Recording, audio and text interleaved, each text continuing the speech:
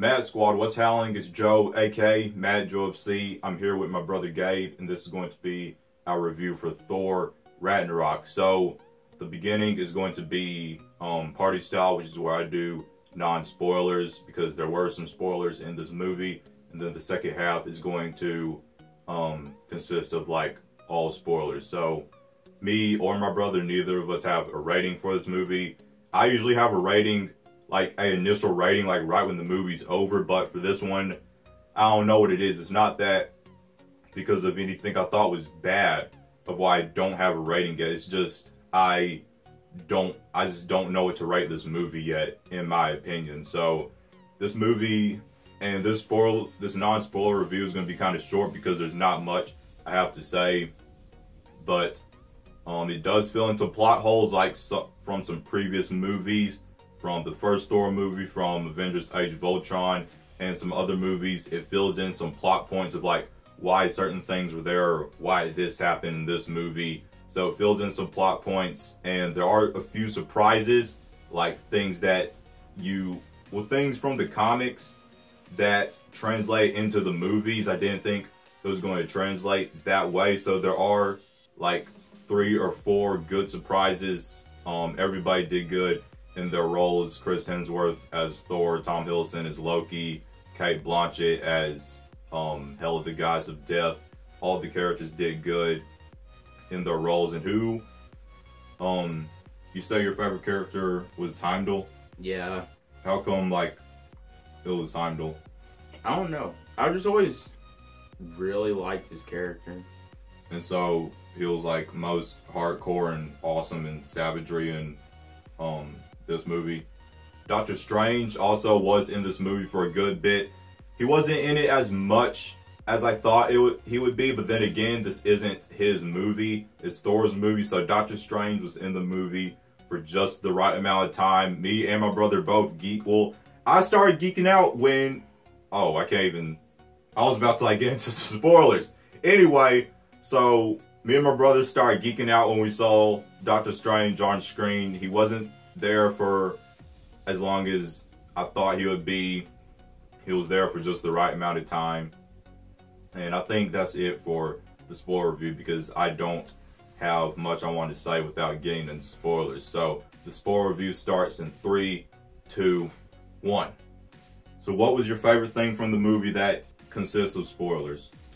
The part where Thor got his eye gouged out. Because I didn't think that was going to happen, because in all the trailers and stuff, like, he had both of his eyes. And on, the poster, like, he was turned to where it only showed one of his eyes. Because you know what the thing is, too, is that with the trailer, they did a really good job of keeping some secrets and, like, things that happened in the movie that we didn't see in the trailer. Like, what you said is eye getting gouged out. I did not expect that at all.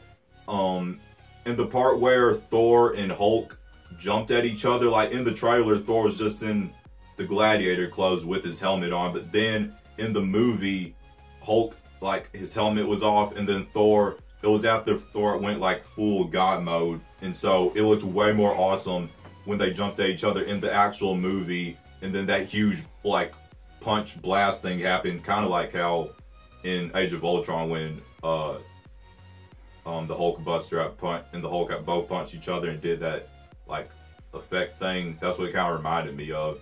And so yeah, it was cool out in the trailers, like they concealed that, kind of like how they did. Well, they've been doing that more and more, like in Spider-Man Homecoming, the trailers they did some stuff like that, and so they're starting to do that more and more with movie trailers, to like keep things a surprise for when you actually see it in the movie. Because the one part in Spider-Man Homecoming that like most people want to see but it wasn't in there, it was literally the part at the end of every single trailer when like Tony was flying, like Peter was, webbing across the city. Yeah. And so they're starting to do that more and more in trailers, and I like that, so that when we see the movie, it's not spoiled by what was in the trailers. And again, this is a comedy movie. I don't feel there was too much comedy, because you had your serious moments, like when Thor had his eye gouged out.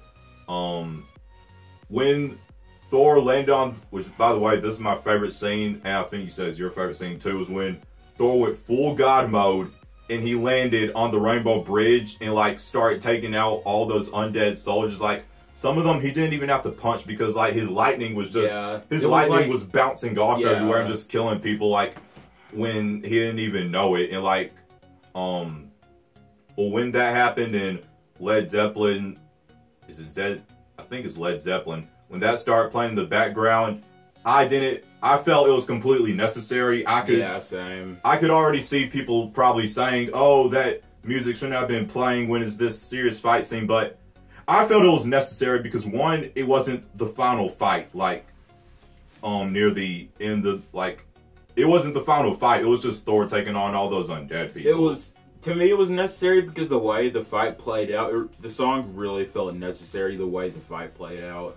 So I felt it was completely necessary. Maybe not as necessary, which this is my second favorite fight scene. The scene with Thor fighting all those people in hell at the beginning of the movie. That was my second favorite scene. It was just so awesome, like seeing Thor like on his own taking out all those people.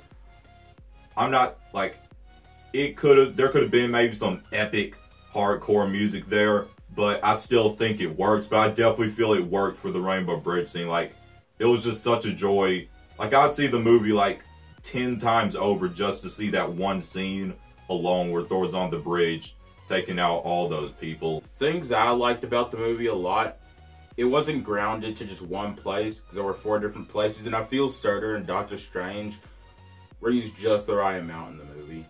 Yeah, like, well, in the first Thor movie, it was just like him on Earth in Asgard, and then the second movie it was him on the Dark World on Earth and then on Asgard. But in this movie, he was on Hell, he was on Sakaar, he was on Asgard, and he was on Earth for like a short time. So that's like 4 different locations all throughout the movie, and so like you just get a variety of colors and of landscapes versus just like the same 2 places. And so in this movie, Thor and Loki's relationship, I guess, is like finally solved versus the other 2 movies where it's like kind of you don't know if you could really trust Loki or not, especially in the second one, because when it looked like Loki was good like after he died and everything, but then like he was impersonating Odin, so obviously he still wanted the throne,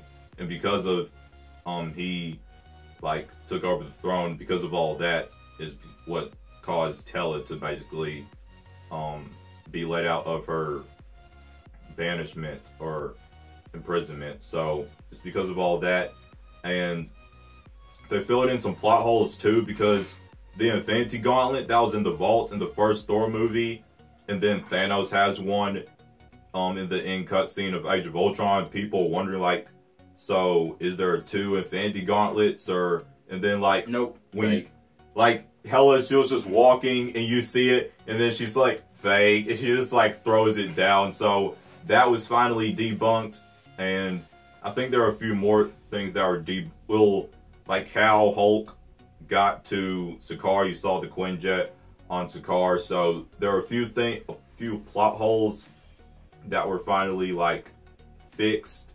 Back to Thor and Loki's relationship, like, well, in this movie, it's now like Thor has realized, he's come to terms that he will never be able to trust Loki. Like, Loki, his name is the God of Mischief, so Loki's always just going to be Loki. There's nothing Thor could do about that. He can't change Loki. He can't make Loki be good. But Loki did have a really good moment at the end of the movie when he helped all those people get on the ship, and then Thor told him to bring Surtur back to life, because Hela's well,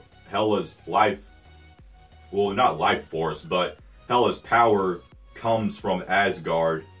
And so, like, because even when Thor hit her with his God mode lightning blast, it did nothing to her. Yeah. So like, because she was in Asgard, that's why. So her power comes from Asgard, and so they basically had to let Ragnarok happen, because since Surtur destroyed Asgard, then Hela had no more power, so she was destroyed as well. I actually don't know if she was killed. We did see her get stabbed with the sword, but I don't know. Like, I just thought maybe she would be one of those characters where they didn't kill her and they did some more stuff with her, maybe like more story building or added her in more movies. But either way, I enjoyed it because Cate Blanchett did a good job as Hela. She was intimidating, like you knew not to mess with her. She massacred like that entire Asgardian army and all of those ships. Scourge, he had a good moment near the end of the movie because in this movie, like, basically what his thing was is he just wanted to find his place in life, I guess, because Hela offered him the job as her executioner, which that's what he is in the comics, is Scourge, the executioner, and he carries that axe and those guns. But in this movie, it's not necessarily that he's a bad guy, it's just more of he wants to find his place, and so he was put in charge of the gateway of like the Bifrost and all that after Heimdall went rogue. Like, that's why he was there. So he was just like a regular guy, like not a villain. He was just a regular guy, and he just wanted to find his place. And so near the end of the film, when he jumped off of the ship to stop all those undead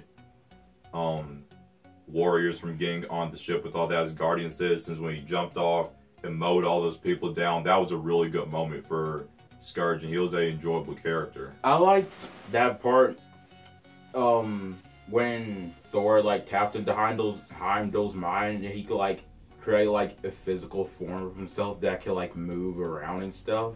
Yeah, like, well, in the other two movies, basically when Heimdall sees everything, he has to be at that kind of thing where he has to put the sword in, and then he could see like all the 9 realms. But now, like, Thor could basically tap into Heimdall's eyes, I guess, and so he could like create a form of himself that was where Heimdall was, and so like he could like follow Heimdall around and see where Heimdall was and what he was doing. So yeah, that was really cool. Also, I like the like, since he was a fugitive, like, yeah, he made that like safe haven to shelter people. Yeah, and you know what? In Thor's vision in Avengers Age of Ultron, he was in the safe haven. Yeah, he was. I remember that. He was in, and what Heimdall was saying to Thor in Age of Ultron, like when it looked like Heimdall's kind of going crazy, he was saying like, they're all dead, don't you see? And he was talking about basically Ragnarok happening, like Asgard being destroyed and all the people being there and dying there. But since all the people were evacuated, like, but in Thor's vision, that's what he was talking about. And then you even saw like the lightning bouncing off of Thor in that place, which was basically foreshadowing that he wasn't going to need the hammer anymore, because he would like have the, I think it's actually called the Odin Force maybe, but I'm not sure, but I'm just calling it God mode because it sounds cool. But so a lot of foreshadowing actually happened in Age of Ultron. I'm not sure if they knew since then that they were going to do Ragnarok as the third Thor movie, but whether they planned for it to be Ragnarok or not, there was a lot of foreshadowing in Age of Ultron. The gladiator fight, so some people, before I saw it, I heard some people saying who had already seen the movie that it was a little overhyped. I don't think so, because it was so much more enjoyable, like seeing full-on God mode Thor against Hulk, like just seeing seeing Thor kind of just like toss Hulk around and punch him and stuff, and like Thor is so much smaller than Hulk, but since he had the God mode, it was so cool to see them fighting. And yeah, that, besides the Rainbow Bridge fight with Thor versus Hulk was probably my favorite, because it wasn't one of those things where it was really hyped up and then it doesn't last long. It lasted at least like maybe 7 to 8 minutes, I'd say. It lasted a good amount of time. And there was a really touching moment, like, well, it was touching before Hulk punched him, but it was when Thor did the thing that Natasha did in Age of Ultron, when she said like the sun's getting really like that part was hilarious. Like before he touched him, well, before he Hulk Hulk punched Thor though, like it was really touching because it was like a friend trying to like contact with a friend. Like Thor was like, the sun's getting really low, but then the comedic moment happened and Thor punched Hulk. The people of, well, Asgard is the people like Odin said, so like now that they're evacuated and now that they're going to Earth, it's going to be weird like seeing basically Asgard kind of coexist with the citizens of Earth. Like it's like I don't know exactly how they're going to